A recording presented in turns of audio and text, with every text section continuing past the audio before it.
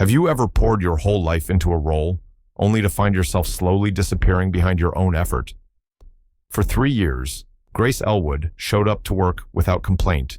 She answered phones, fetched coffee, kept her head down, but no one at the prestigious law firm knew she once changed the course of education reform. No one cared to ask, until a cruel invitation meant as a joke landed on her desk an exclusive gala for the firm's elite. What would you do if the very people who underestimated you suddenly invited you into their world, not to honor you, but to humiliate you? Would you stay silent, or would you walk into that room not with revenge, but with quiet power? This isn't a story of rage. It's a story of remembering who you were before the world told you to shrink, of standing tall, not to be seen by others, but to finally see yourself again. If you've ever felt invisible, this story is for you. Don't forget to like, share, and subscribe to Shining Stories. Because now, it's time to begin Grace Ellwood's story and maybe rediscover a bit of your own along the way. There's a kind of silence that settles in offices like frost. Not loud, not harsh, just cold. That was the kind of silence that filled the 12th floor of Hale and Beck Law Firm on Thursday afternoon. Grace Ellwood stood quietly by the copy machine, her hands gentle, efficient. She didn't speak unless spoken to. She didn't dress to draw attention. No one knew where she lived or what she did after hours. Most assumed she simply ceased to exist once the clock struck 6, and that suited Grace just fine. Behind the glass wall of the executive office, Benjamin Hale leaned over a leather armchair, swirling bourbon in a short crystal glass. The golden liquid caught the sunlight that spilled in through tall windows overlooking Charleston's historic district. His tone, as always, was smooth measured, but the words that came next, they weren't kind. "So, let's shake things up a bit," Ben said, barely glancing at Miranda Beck, seated on the other side of his desk. She looked up from her phone, amused. "How so?" "The annual gala. Let's send an invitation to her." His chin jerked subtly in Grace's direction. Miranda smirked, lowering her sunglasses. "Grace." The assistant, Ben, nodded, not quite smiling. "Why not? She's technically on payroll." A pause. "Is this a joke?" Miranda asked, her voice laced with delight and disdain. He shrugged, sipping the bourbon. "Call it an experiment." Miranda turned in her chair, watching Grace through the glass. "She wouldn't come. She doesn't belong at that kind of event. She probably doesn't even own a proper dress." Ben said nothing. He just sipped again, from outside. Grace couldn't hear the conversation, but she saw the glance. She caught the smirk. She noticed Miranda's head tilt ever so slightly in her direction. It wasn't the first time. It wouldn't be the last. That evening, Grace left the office, as she always did, precisely at 6:05 p.m. Not too early to raise eyebrows, not too late to seem eager. The walk to her small apartment in the north part of town took 22 minutes. Along the way, she passed the same bakery, the same tired flower stand, and the same old man who nodded to her from his stoop. "Evenin', Miss Grace. Evenin', Mr. Rowe." Routine was comfort. Predictability was safety. She unlocked her door and stepped into the scent of lavender and old books. Her mother sat by the window, knitting. "Any trouble today?" her mother asked, without looking up. "Just the usual," Grace replied, setting down her bag and slipping off her shoes. But then she remembered. "Oh, there's something," she added, a trace of amusement in her voice. Her mother raised an eyebrow. "I was invited to the firm's annual gala." A pause. A real invitation, her mother asked, not unkindly. Grace smiled, delivered in person. Her mother set down the yarn. "You gonna go?" Grace looked out the window. The Charleston skyline blinked gently, warm like a lullaby. "I think I will," she said quietly. "Not because they asked, but because I want to." Her mother didn't smile, but her eyes did. "You still got that dress from Claire's wedding?" "I do." "Well then," her mother said, picking up the yarn again, "you'll need a good pair of shoes." The next morning, Grace received the official email. "You are cordially invited to the Hale and Beck annual gala. Formal attire required." Location: the Charleston Grand Hotel. Date Saturday, 7:00 p.m. The subject line read, "Hope you can make it." There was no sender name, just HR. She didn't reply. She didn't need to. She would be there, but not for them. For her. For every time someone had spoken over her, looked past her, assumed she was no more than her title. She wasn't angry. She didn't need revenge. She just wanted to be seen. And, quietly, without drama or flair, Grace Ellwood began to prepare not to impress, but to reclaim. The next morning at Hale and Beck, the energy in the office felt strangely brittle, like porcelain placed too close to the edge of the table unbroken, but dangerously near the fall. Grace Ellwood arrived at precisely 7:58, just as she always did. Her steps were soft, her blouse simple, her expression unreadable. She placed her handbag behind her desk, booted her computer, and began sorting case files for the partner's weekly docket.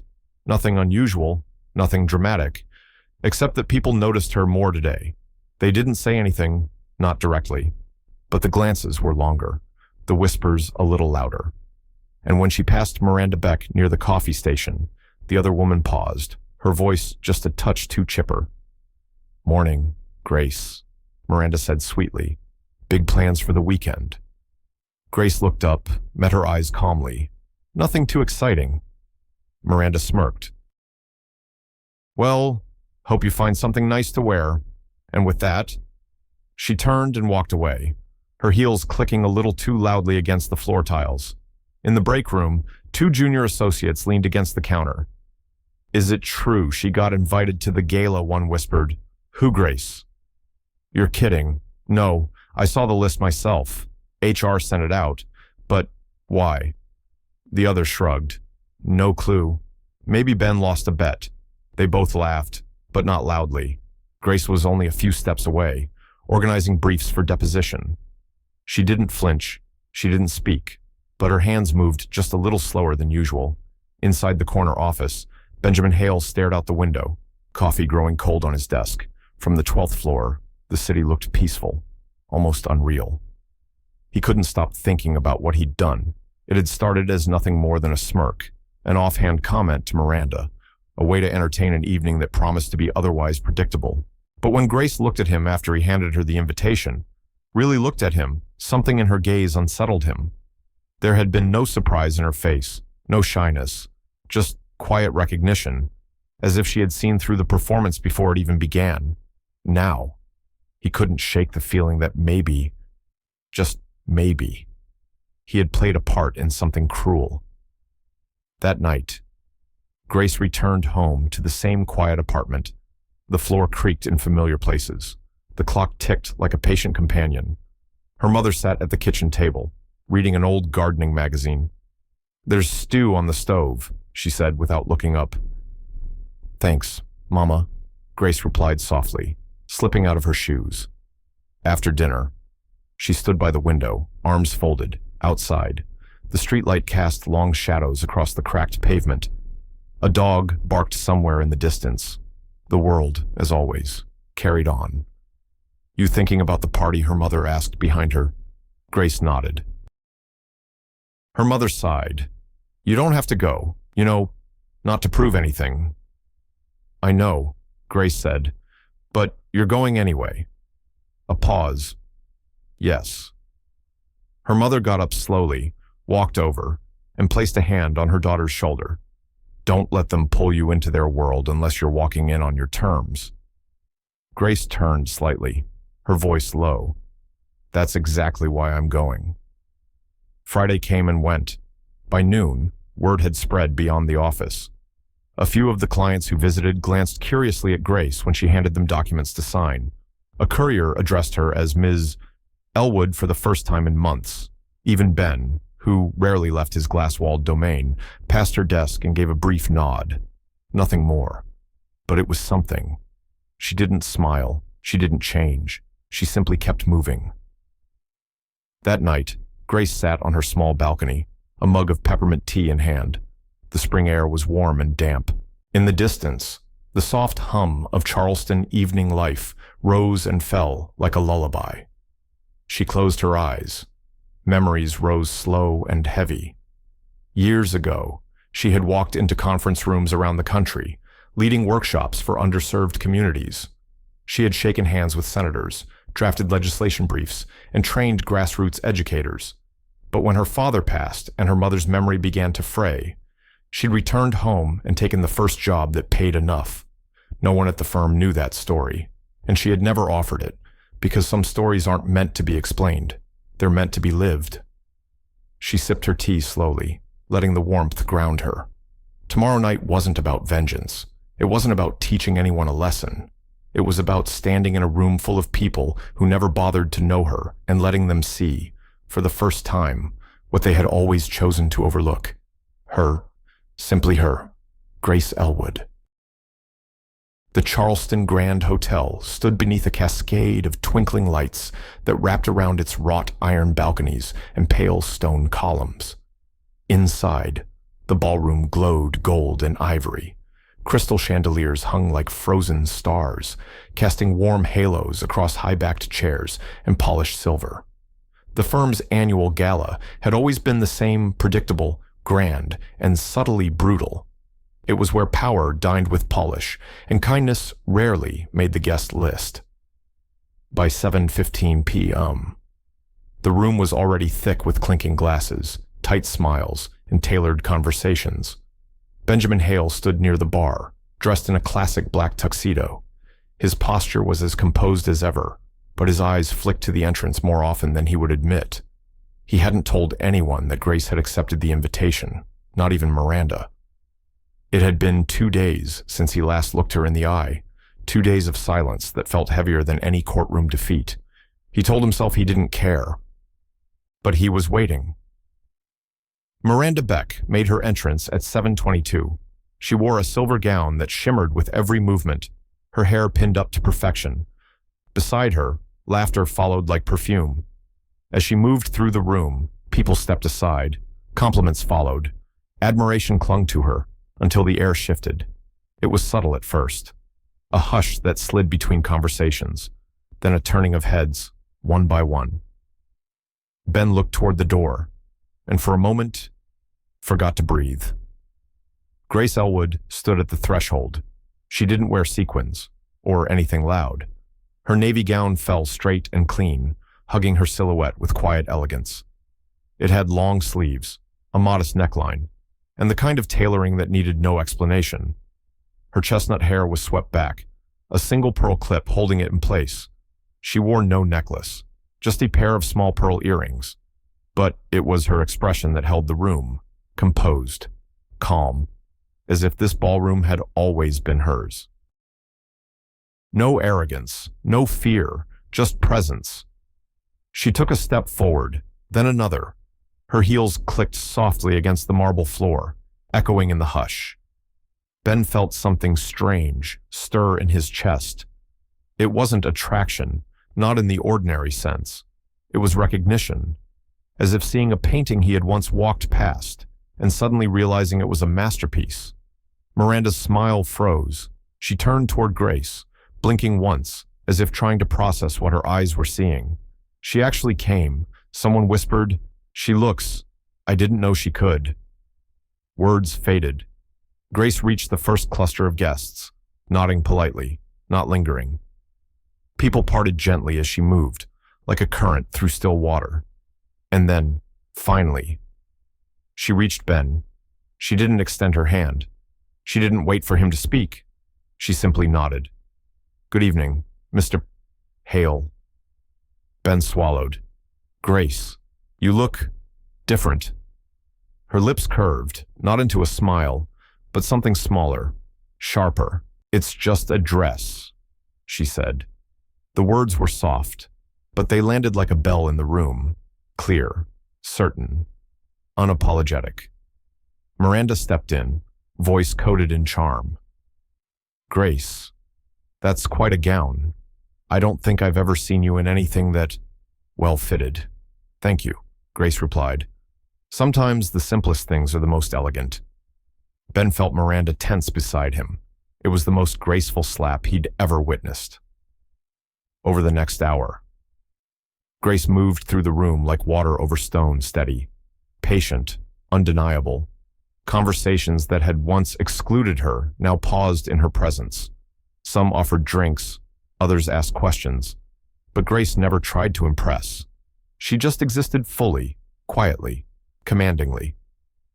At the edge of the room, a small group of board members were in the middle of discussing tax reforms when a tall man with salt and pepper hair approached Grace with familiarity. "Grace Ellwood," he asked, eyes lighting up. "Is that really you?" She turned, recognizing him instantly. "Mr. Walcott." He stepped forward and embraced her like an old friend. "My God, what are you doing at Hale and Beck? I work here." Walcott turned to Ben, who had drifted closer. "Did you know she led the Appalachian Education Pilot in 2015? That program changed everything in Boone County. I thought you went into federal consulting after that." "I did." "For a while," Grace replied. Ben said nothing. Miranda stared, tight-lipped. "Mr. Walcott smiled at her. This woman ran entire literacy campaigns across rural Virginia, built training modules for single mothers, ex-offenders, veterans. She turned a budget of $12,000 into statewide reform. Now the silence was loaded, dense. Grace simply nodded. It was meaningful work. A junior partner leaned toward Miranda, whispering, "She's not just an assistant." "Is she?"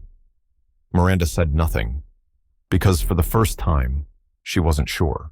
Later, as music swelled and dinner was announced, Ben found himself watching Grace across the room. She sat at a table near the center, posture straight, fingers folded neatly in her lap. A man from the mayor's office was leaning in, clearly engaged in conversation. She looked natural, alive. A different kind of light shone around her now, one not granted by chandeliers or gowns, but by memory, purpose, quiet knowing. And for the first time in over a decade, Ben Hale felt small, not because he was embarrassed, but because he realized he had worked 3 years beside someone and never really seen her. Just after 9. Grace stepped out onto the hotel terrace. The air was crisp. A soft wind brushed against her shoulders. Ben followed, not far behind. She didn't turn around.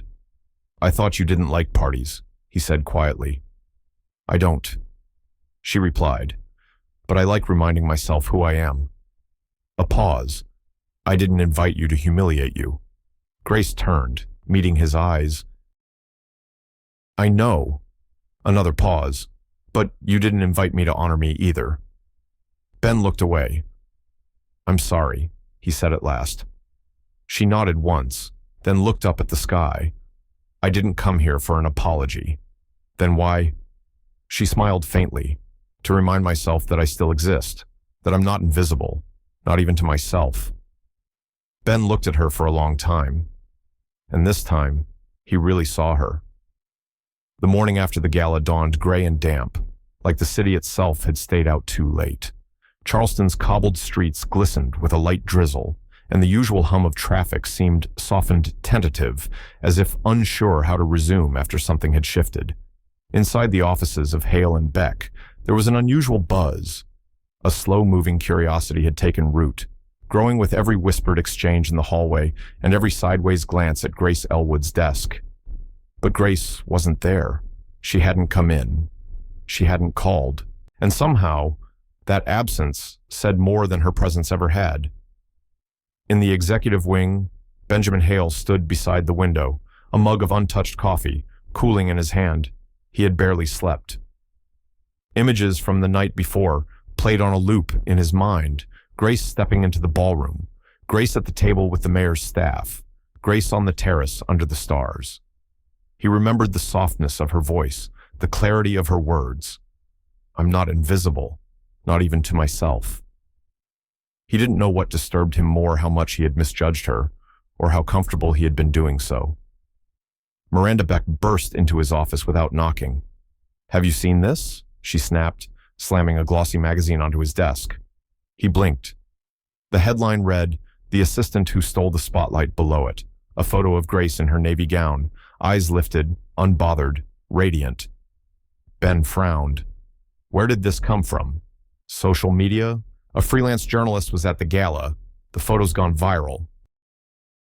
People are digging into her background, and she's not who we thought she was. Miranda hissed. Her resume doesn't even mention half the things she's done. Walcott wasn't exaggerating. Grace was a major force in national education reform. Ben slowly sat down, flipping through the article. It mentioned the Appalachian Pilot Program, grassroots campaigns, grants, policy impact. She walked away from all of it. He muttered. Miranda crossed her arms. She hid it. That's deceitful. Ben looked up. Is it she could have positioned herself for management, PR, even board work? Maybe that's not what she wanted. Miranda laughed dryly. No woman hides her light unless she's got something to prove or something to hide. Ben didn't answer. He was still staring at the photo, not as a boss, not as a colleague, but as someone realizing he had never truly seen a whole person standing right in front of him. Elsewhere in Charleston, in a quiet diner on the corner of Broad and King, Grace sipped her coffee slowly. She had taken the day off, not because of the attention, not because of the whispers, but because she needed to breathe. Across the table sat Evelyn James, her oldest friend, a retired social worker with a voice like sandpaper and eyes that missed nothing. You shook them up, didn't you? Evelyn said, cutting into a stack of pancakes. Grace stirred her coffee, avoiding the question. You knew what you were doing when you walked in there last night. I knew what I wasn't doing, Grace replied quietly. I wasn't hiding. Evelyn nodded slowly. I just don't want you to start shrinking again now that they're looking. Grace looked out the window. I'm not shrinking, but I also don't owe anyone an explanation. Fair enough, Evelyn said. Still, folks are talking. Even folks who used to act like you weren't even in the room. Grace smiled faintly. Let them talk.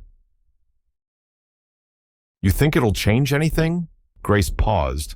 No, but maybe it'll change someone. That afternoon, Grace's inbox flooded. Journalists wanted interviews.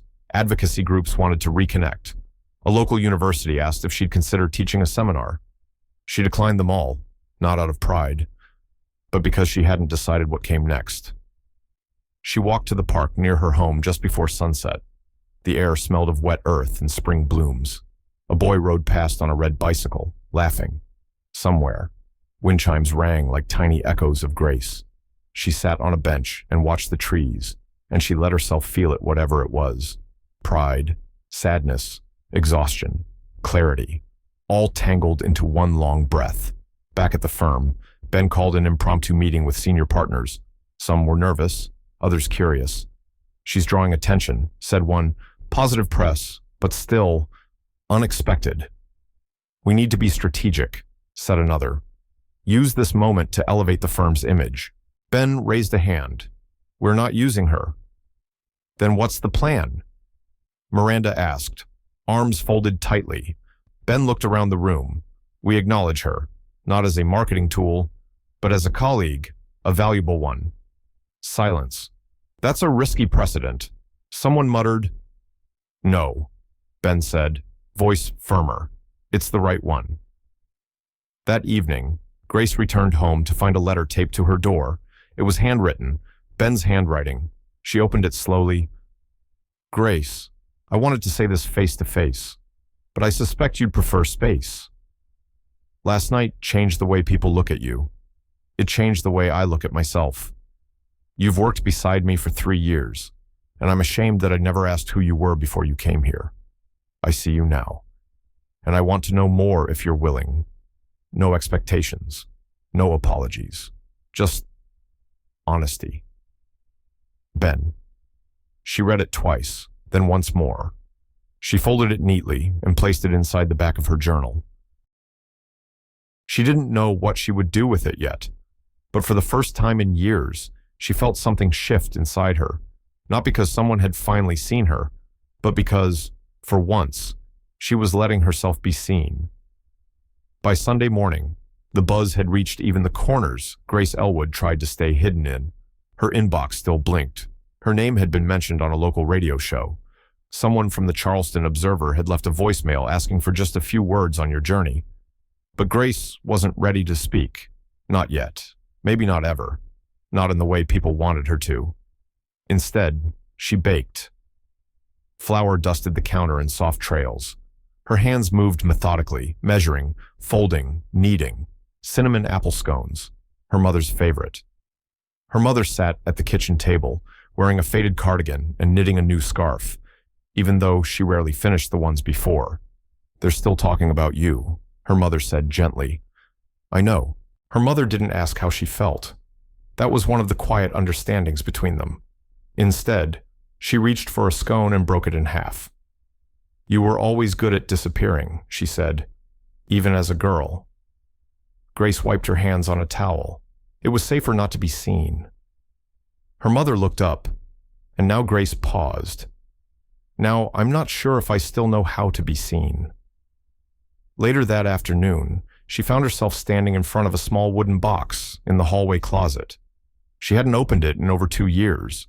Inside were photographs, some bent at the corners, others with faint fingerprints where tears had once fallen, newspaper clippings from education journals, a worn notebook filled with lesson plans from her time on the road.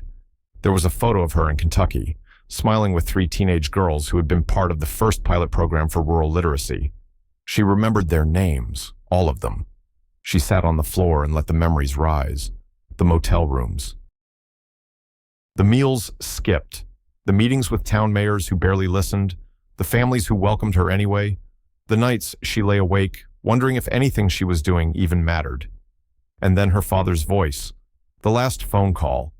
The way her mother's sentences had started slipping. She had left it all behind, packed a single suitcase, and returned to Charleston to become someone smaller. Not because she was weak, but because sometimes strength means laying down your sword to hold someone else's hand. When she returned to the kitchen, her mother had dozed off in the chair. The radio played softly in the background, a Sunday jazz station humming like a heartbeat. Grace sat across from her, watching the slow rhythm of her breathing. "I don't regret coming home," she whispered. "But I think I forgot how to belong to myself." She wasn't sure if her mother heard, but the words needed to be said. That evening, Grace received a text from Evelyn. "Come by. No more, no less." When she arrived, Evelyn's porch light was on, casting a honey-colored glow across the old wooden floorboards. Inside, the air smelled of chamomile and tobacco.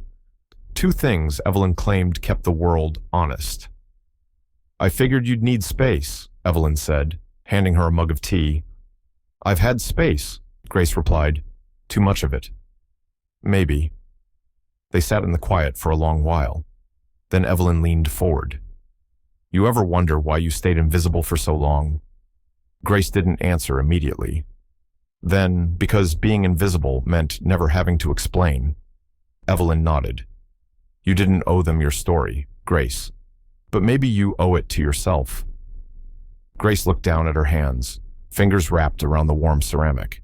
"It's not the attention that frightens me," she said softly. "It's what comes after, what they'll expect me to be, what they'll try to make of me." "You don't have to be anything but whole," Evelyn said. "Not better, not brighter, just whole." The wind rustled the leaves outside. "And if they still can't see you?" she asked. Grace looked out the window. "Then they're not the ones I need to be seen by." As she walked home, the air smelled like rain. Not a storm, just the kind of mist that lingered before nightfall, gentle and gray.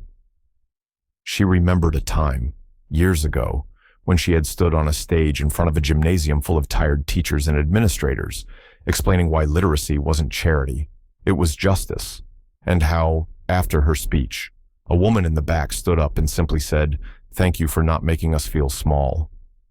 Grace had smiled then, not because she felt proud, but because someone understood what she had been trying to say without saying it. Maybe it was time to say it again, in her own way, on her own terms. Maybe she didn't need to shrink anymore. Maybe silence had done its job. And maybe now, just maybe it was time to speak. Monday morning at Hale and Beck began like every other coffee brewing, printers humming, high heels echoing down the hallway. But something had changed. There was no memo, no official announcement. Yet the shift was undeniable, woven into the way people paused mid-sentence when Grace Ellwood entered a room, or the way they glanced up from their screens, a little too quickly, pretending not to have noticed her at all. Grace arrived, as usual, at 7:58 p.m. She wore a charcoal blouse, navy slacks, and low-heeled shoes that didn't announce her presence but no longer tried to hide it, either. She walked with a stillness that made others restless.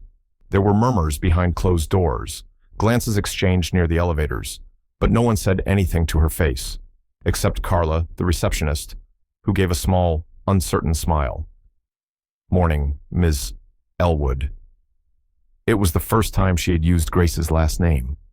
Grace paused just long enough to smile back. "Morning, Carla." Inside the boardroom, a storm brewed quietly. Benjamin Hale sat at the head of the table, his jaw tight. Miranda Beck stood near the whiteboard, flipping through a printed set of screenshots, online headlines, social media shares, and a particularly flattering photo of Grace at the gala. "This isn't going away," Miranda said. "We're being mentioned in connection with her in 3 articles today alone. People are praising the firm for hiring visionary women, which would be lovely if we'd actually promoted her beyond coffee and copies." Ben said nothing. "She's done interviews." Then one of the senior partners asked. "No," Miranda replied. "She's turned them all down so far." "Then what's the problem?" another said. "She's not stirring the pot." "That's the problem," Miranda said, voice rising.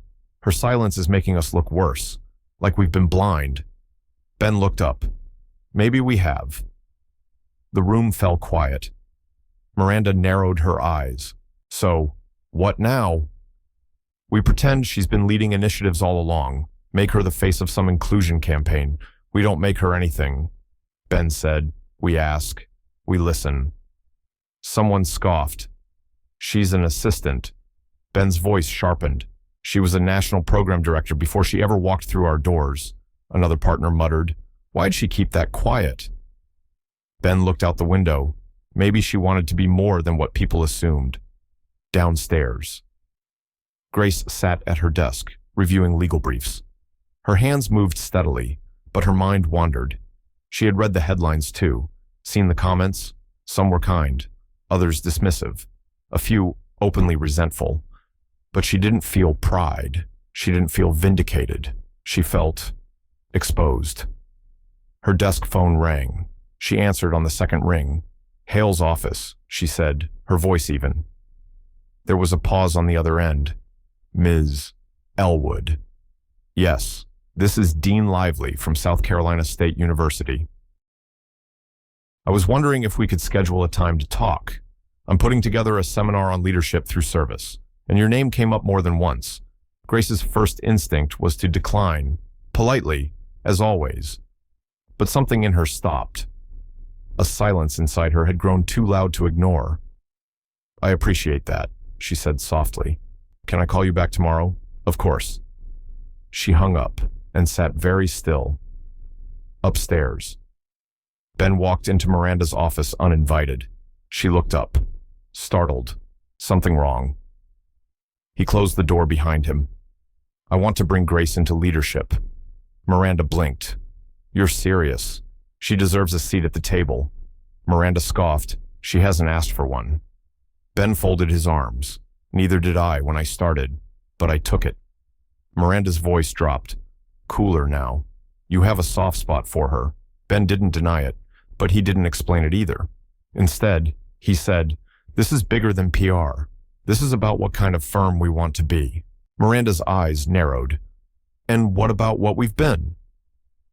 Ben hesitated, then said simply, "Maybe it's time we changed." That afternoon, Grace was called into Ben's office. She stepped in quietly, closing the door behind her. "You asked to see me," she said, standing tall. Ben gestured to the chair across from him. "Have a seat." She did but didn't lean back. "I won't keep you long," he began. "I just wanted to say, I'm sorry." She didn't blink, didn't flinch. He continued, "Not just for the party, for everything before that, for not seeing you." She exhaled slowly. "It's not your fault you didn't see me," she said. "But it is your choice now, whether you keep looking." He nodded. "I'd like to offer you a new role," he said. "One that matches your skills, not your title." She raised an eyebrow. "And what would that role be?" "Director of Community Initiatives, with full autonomy to design, partner, and build what matters." Grace was silent for a moment. Ben said, "And what makes you think I want to stay here?" Ben leaned forward. I just hope you choose to." Grace stood up. "I'll think about it." And with that, she turned and walked out, leaving the door slightly ajar behind her, as if the next chapter had already begun. The first thing Benjamin Hale noticed that evening wasn't the silence in his condo. It was the echo of his own footsteps, how loud they sounded against the marble floors, how empty everything felt despite the sweeping view of the Charleston skyline. He dropped his keys in the silver tray by the door and poured himself a glass of scotch. No ice. He stared out the floor-to-ceiling windows, but his mind was still inside that office, inside that moment when Grace Ellwood had stood across from him, composed and precise, and asked the question he hadn't been ready for. "And what makes you think I want to stay here?" She hadn't raised her voice. She hadn't threatened. She'd simply held up a mirror, and in it, he'd seen himself clearly, perhaps for the first time. Ben wasn't used to reflection. He was a builder, a closer, a man who ran numbers, calculated risk, moved forward. Every decision had a return, every conversation an agenda. But Grace, she had slipped through his formulas. She wasn't a promotion or a PR win. She was something entirely more unsettling, a quiet question mark that made him revisit every assumption. He set down the glass and walked to the bookshelf, pulled out a file tucked between legal casebooks, something he hadn't looked at in 2 years. Ellwood, Grace, application and background check. He had read it briefly when she was hired. Former program manager, bachelor's in education, 2 years in public policy. One line had stuck out at the time, left public sector to return home for family reasons. He'd barely paused on it. Now, reading it again, he felt the weight of what had been hidden in plain sight. The next morning, Ben showed up at the office earlier than usual. The building was still quiet. No chatter, no foot traffic. He walked past Grace's desk, empty, and into his office. There was a yellow envelope waiting on his chair. No label, no handwriting, just sealed. He opened it, inside a single sheet of paper. Typed, direct, "Ben, I've thought about your offer." It surprised me, not because of the title, but because it came with honesty. For what it's worth, I believe you meant it, and that matters, but I'm not ready to answer yet. Not until I know that this place isn't just trying to fix its image, but to fix itself. When I first took this job, I didn't come here to be seen. I came here to survive. But now that I've been seen, truly seen, I can't unfeel that. So, give me time, not to decide if the position is right for me, but to decide if the firm is willing to become a place where people like me don't have to wear masks. Grace Ben read it twice, then folded it carefully and placed it inside his desk drawer. He spent the rest of the morning in meetings, but barely registered what was said. When lunch came, he didn't eat. He sat alone in the boardroom, staring at the long table where decisions were made by men like him, for people unlike Grace. He thought about his own rise, how many times he had smiled when he didn't mean it, how often he had overlooked discomfort for the sake of convenience, how easy it had been to assume that if someone wasn't speaking, they had nothing to say. He remembered the interns who didn't last, the assistants who worked late without thanks, the paralegal who once asked for mental health leave and was quietly replaced within 2 weeks. He wondered now how many voices he had silenced by simply not listening, not out of cruelty, but out of comfort. That night, he drove to the west side of Charleston, a part of the city he rarely visited, not because it was dangerous, but because it wasn't part of his world. He pulled up in front of a red brick community center with faded signs and uneven pavement. Inside, fluorescent lights hummed, and folding chairs lined the walls. A group of volunteers was packing food bags for seniors. And at the center of it all stood Grace, wearing jeans, hair in a loose braid, laughing freely, fully. He didn't step inside. He watched from the doorway. Something in his chest tightened. Not jealousy, not desire, but reverence. This was a woman who had once sat outside his office door for 3 years, and he had known none of this. Now that he had seen it, he couldn't unsee it. He turned and walked back to his car, a quiet resolve forming in him. The firm couldn't become what it needed to be until he became what he had never been willing to be, humble. Back in his office the next day, he opened a blank document and began to write, not a proposal, not a press release, but a letter to the partners. And to himself, he called it Who We Didn't See, by midweek. Hale and Beck felt like a stage in the middle of an unscripted play. Whispers filled corners. Meetings ran long with no clear conclusions. Everyone seemed to sense that something was shifting, though no one could say exactly what.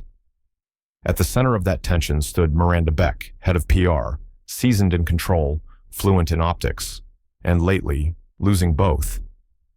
It had started with murmurs, then articles, then that letter Ben sent to the partners who we didn't see, a reflective, humbling piece that acknowledged not just Grace Ellwood, but the culture that had allowed someone like her to go unnoticed for years.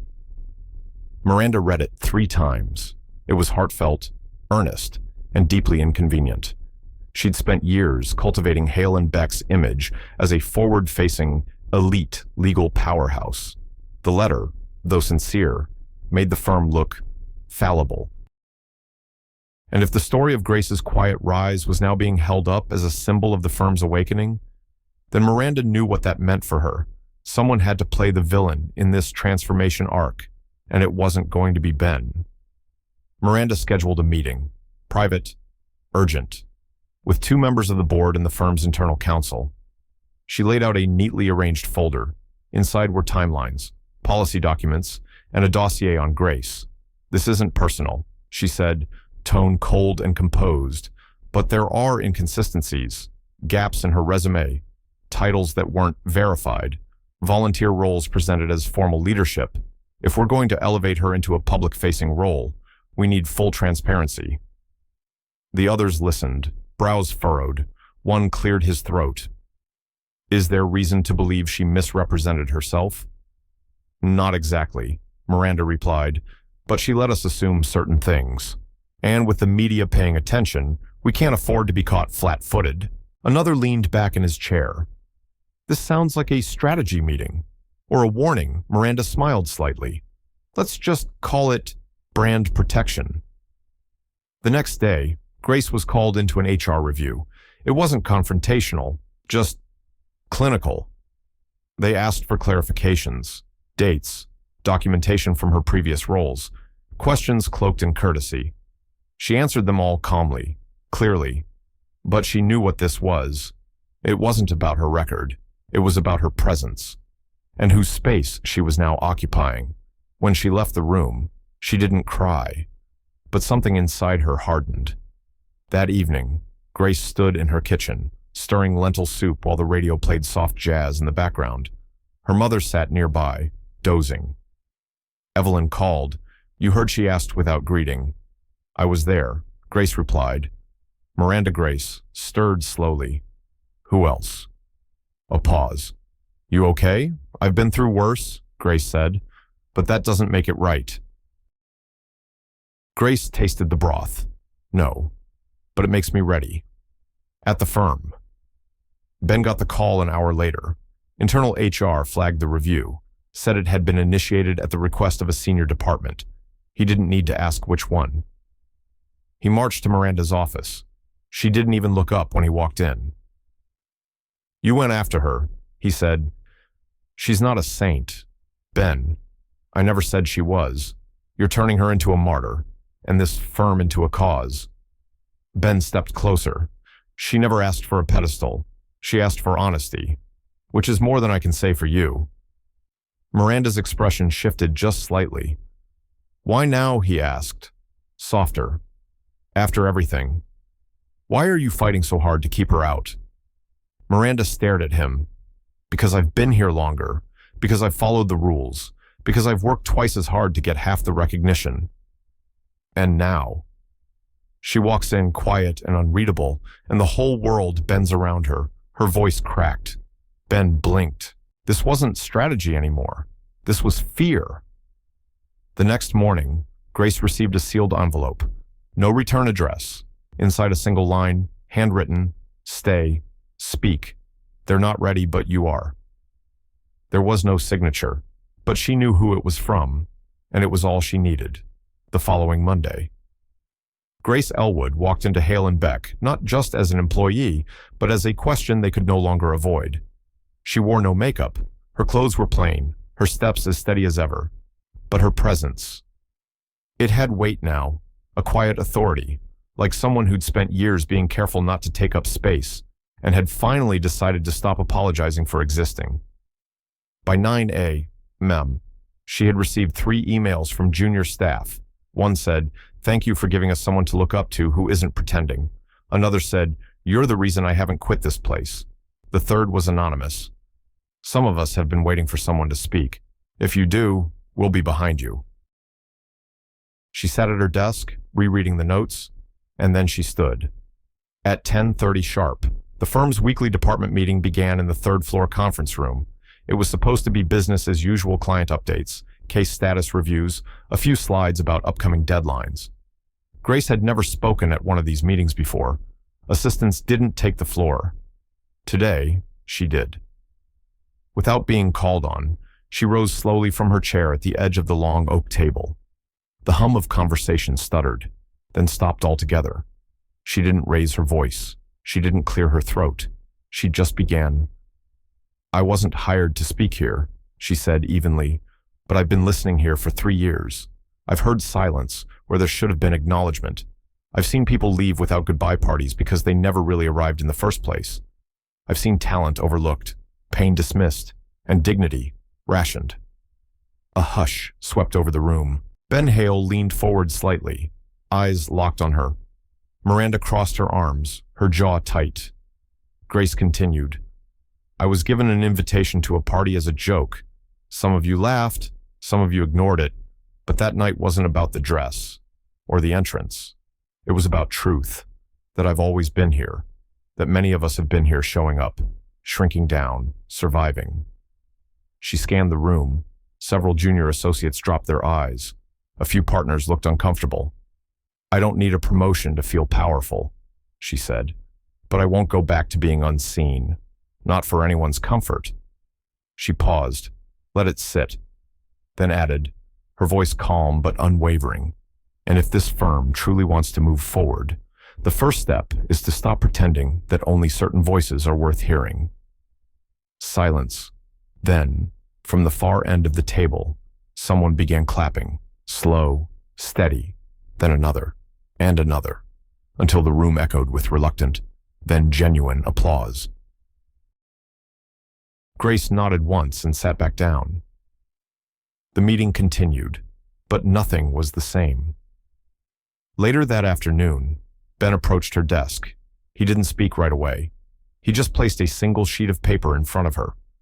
Director of Community Strategy. The header read. Below it, full project autonomy, reporting directly to the managing partner, staff budget allocation, flexible work schedule, and one final line handwritten at the bottom, no more shrinking. She looked up at him. "I'm not interested in being your redemption arc," she said. "You're not," he replied. "You're the future." She folded the offer slowly. "I'll think about it." He nodded. "I hope you say yes." That night, Grace sat on the porch steps of her home, the twilight soft on her face, the smell of honeysuckle in the breeze. Her mother was inside, humming something familiar in the kitchen. Evelyn arrived with a carton of ice cream and 2 spoons. "I heard about the meeting," she said, handing Grace a spoon. "You lit that room up. I didn't want to be a symbol." Grace replied, "I just wanted to stop disappearing." Evelyn scooped a bite of Rocky Road. Sometimes the truth makes people nervous before it makes them better. Grace smiled faintly. "I'm tired, Evie, I know," she said, "but you're also ready." The next morning, Grace came in early. She passed Carla at the front desk, who smiled wide and said, "Ms. Ellwood, we're so glad you're here." Grace paused, then smiled back. "Me too." She walked to her desk, placed her bag down, then slowly reached for the drawer containing Ben's offer. She opened it, took out a pen, and signed her name. It started small. An intern named Riley, a shy, soft-spoken young man from a community college program, raised his hand in a client prep meeting. For the first time, no one cut him off. No one looked away, because Grace Ellwood was sitting in the room. And somehow, her presence reminded everyone to listen. Later that same week, 2 paralegals drafted a memo suggesting a more inclusive workflow system for internal communications. They sent it directly to the senior partners, something that had never been done before. The following morning, their ideas were discussed in the main boardroom, seriously, and when the lead counsel thanked them by name, they exchanged a look neither would forget. Grace didn't force change. She didn't hold rallies. She didn't write memos or speeches or pin motivational quotes to bulletin boards. She just kept showing up as herself. In meetings, she asked real questions. She praised people who were usually passed over. She invited junior staff to sit beside her, to speak, to contribute not with performative kindness, but with genuine curiosity. She remembered names. She followed up, and people noticed, especially those who had stopped believing they mattered. One Thursday afternoon, Miranda Beck stood in the elevator, arms crossed, staring at her reflection in the mirrored wall. She looked the same flawless suit, perfectly set hair, bold lipstick, but something beneath the surface had shifted. For years, she had operated on certainty, on power through polish, control through strategy. Now, people paused when Grace spoke. They leaned in, and Miranda, still technically in her same role, felt like wallpaper, present, but fading. The elevator doors opened. Miranda stepped out and found Ben Hale standing by the water cooler, reviewing notes. They locked eyes. "Busy?" he asked. "Not more than usual," she replied. He nodded. A pause. "I never meant to become the villain," Miranda said suddenly, softly. Ben didn't smile. "You weren't always." She looked away. "Then what happened?" "You stopped listening, and with that," he turned and walked back to his office. Friday brought something no one expected: a shared lunch across departments. Carla organized it. She called it Coffee and Courage. No PowerPoint, no hierarchy. Just people. Talking. Ben showed up. So did Grace. And surprisingly, Miranda. Someone from accounting told a story about being the first in their family to graduate high school. A tech intern talked about battling anxiety in her first month and how Grace's check-in note had stopped her from quitting. There was laughter. There were a few tears. But more than anything, there was stillness, the kind that comes when people are truly present with one another. Grace didn't say much, but when she smiled, it felt like something sacred had been honored. That evening, Grace stayed late to catch up on project outlines for her new role. Ben passed by her office, pausing at the doorway. "Long week," he said. She looked up and nodded. "A good one, though." He stepped inside. "The change you've started, it's not just cultural. It's human." Grace smiled faintly. It was always human. Ben, people just forgot. He sat in the chair across from her. "Can I ask you something?" "Of course. Why did you really stay?" Grace thought for a moment. "I stayed because one voice can feel like a whisper, but enough whispers can become a song." Ben nodded slowly. "And what song are we singing now?" "One that hasn't been written yet," she replied, "but it's closer to the truth." Later that night, she walked home past the old bookstore on Queen Street. The windows glowed softly, the shelves lined with forgotten stories waiting to be held. She paused, looking at her reflection in the glass, not to admire it, but to see it, really see it. And for the first time in a long time, she didn't flinch, she didn't question. She just nodded to herself, to the woman staring back, and whispered, "You made it." 2 months passed. And with them, Hale and Beck slowly began to resemble something different, something less polished on the surface, but far more alive underneath. The firm's new community strategy division, led by Grace Ellwood, was no longer an internal curiosity. It had become a cornerstone of the firm's identity. Her first initiative was deceptively simple: a listening tour. She and a rotating team of staff, senior, junior, interns alike, visited clients, neighborhoods, advocacy groups, and even former employees. They didn't pitch services. They asked questions, real ones, and they listened. The responses were unexpected. Some praised the firm's legal work, but criticized its inaccessibility. Others shared stories of being overlooked, both inside and outside the firm. One elderly woman at a community center said, "Your lawyers are brilliant, but they talk like they've never been hungry a day in their lives." Grace took notes on all of it. She wrote every word down. And when she returned to the office, she created something no one asked for but everyone needed: the human brief. A document that paired legal performance metrics with human impact stories, not as PR, but as reflection. And slowly, without force, it began to shift how people at the firm made decisions. In meetings now, senior partners asked, "How will this affect the community?" In hiring interviews, candidates were asked, "What's a time you made someone feel seen?" Even Miranda Beck, still crisp, still commanding, found herself pausing longer before dismissing soft-spoken candidates. The office wasn't perfect. It still held remnants of who it used to be. But it was learning. Because Grace had offered something better than a strategy. She had offered a standard one morning. Grace walked into the office and found a box on her desk. Inside, a framed photo of her with her very first pilot program students. A handwritten note was tucked inside the frame. "You planted something back then. Look how far it's grown. She smiled, touched the glass gently, and placed it on the shelf behind her.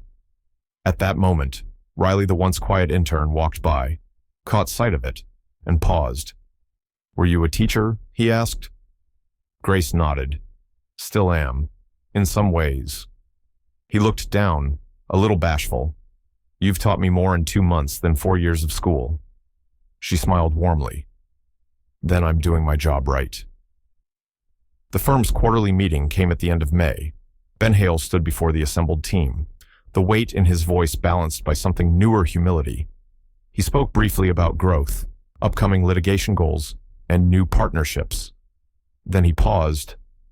"I want to close today with something different," he said. "I want to talk about what leadership means when no one's watching." He turned to Grace. "Grace, would you mind?" There was a quiet inhale across the room. Grace stood slowly, her presence calm, grounded. She didn't bring a speech, no slides, just her voice. "I'm not here to inspire you," she said. "I'm here to remind you that who we are at work is never separate from who we are to each other." She glanced at the new faces, then the older ones. Titles matter, but tone matters more.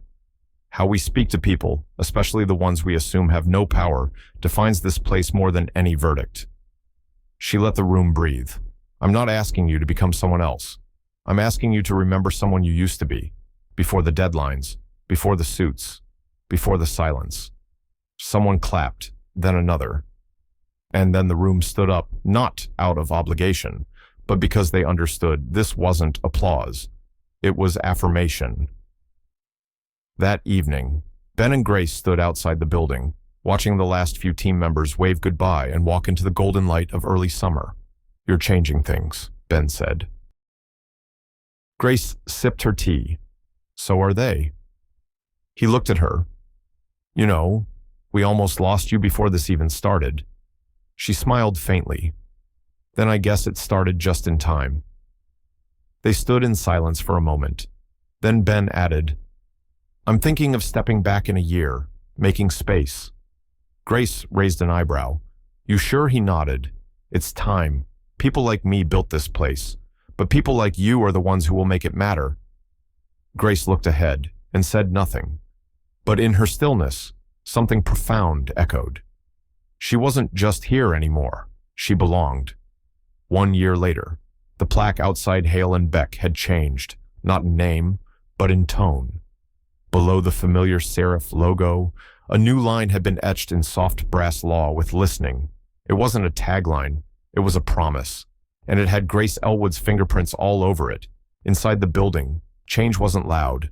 It moved like a tide, slow, steady, reshaping the landscape one grain at a time. The lobby no longer featured just client awards. There were community testimonials in glass cases, handwritten letters from pro bono clients, and a rotating wall of photos titled Faces That Built Us. The HR department, once quiet and procedural, now had an open door policy and a real budget for mental health resources. Interns were assigned mentors, not for optics, but for investment. And in every meeting room, the old whiteboards had been replaced by boards labeled Impact plus Outcome. Because, as Grace had said once, a wind that doesn't ripple is just noise. On a rainy Wednesday in March, Grace stood before a group of young attorneys at a university lecture hall. She didn't wear a suit. She wore a denim jacket, old boots, and the confidence of someone who no longer needed costumes to be heard. She wasn't introduced as Director of Community Strategy. She was introduced as the woman who changed the culture of a firm without raising her voice. Grace stepped to the podium, let the silence settle, and began. I used to think power was about being the loudest voice in the room. Now I know. It's about knowing when to speak and when to listen and being brave enough to do both. She shared stories, real ones, about hiding behind a desk, about wanting to quit, about showing up anyway, about Evelyn's wisdom, about Ben's awakening, about Miranda's resistance, an eventual shift. And when someone asked, "What's your legacy?" she paused. I don't want to be remembered, she said. I want the change to be back at the firm. Ben Hale was packing his office. He had announced his retirement quietly, true to his new self. No fanfare, no farewell gala, just a simple email. It's time. Grace helped him pack the last box. Anything you'll miss? She asked, placing an old photo frame into a crate. He looked around, then shrugged. I think I'll miss the noise, but not the silence that followed it. She smiled. Well, we filled that silence with something better. He glanced at her. You know, I always thought I had to lead from the front, but you led this place from the side. Grace looked down, gently brushing dust off the box lid. I didn't lead it, she said. I reminded it how to follow what matters. Ben nodded. You'll do more than remind, Grace. And with that, he picked up the box and walked out, one last time. In the months that followed, Grace's role expanded again, not in title, but in reach. She started a program called Echo Room, a monthly circle, open to any staff member, where hierarchy disappeared and stories took center stage. In the first session, Riley spoke about growing up with a stutter and how no one had listened to him until he interned under Grace. A partner admitted that he used to avoid eye contact with janitorial staff until he realized those were the only people who knew every inch of the building. Someone brought cookies. Someone cried.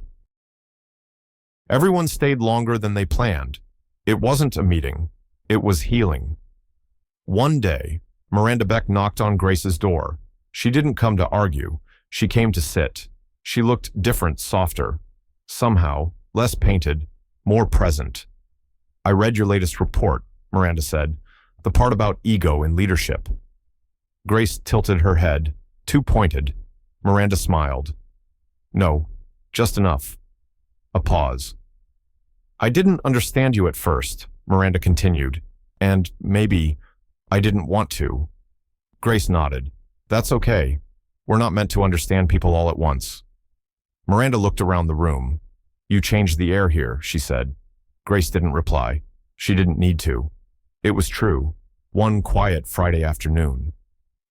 Grace stood by the window in her office, watching the rain touch the pavement in soft rhythms. A young girl walked by holding her father's hand. She wore a red raincoat and jumped in every puddle. Her laughter was muffled by the glass, but Grace could feel it. She thought of her old students, of her mother, now gone, of Evelyn, who still called once a week with the same opening line. What's the real work today?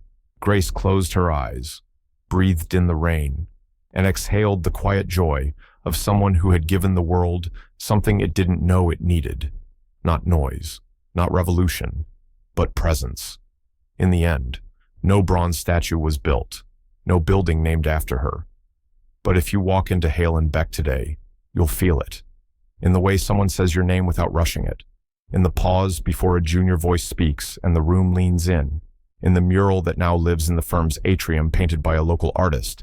It features no single figure, just dozens of hands reaching gently toward each other. At the bottom, in a small handwritten scrawl, "Let the quiet ones lead." In every chapter of Grace Ellwood's quiet journey, we're reminded of something many forget as life rushes past us. Dignity doesn't need to be loud to be powerful. This story isn't about grand victories or shouting to be heard. It's about choosing to stand tall in silence and allowing presence, kindness, and integrity to speak for themselves.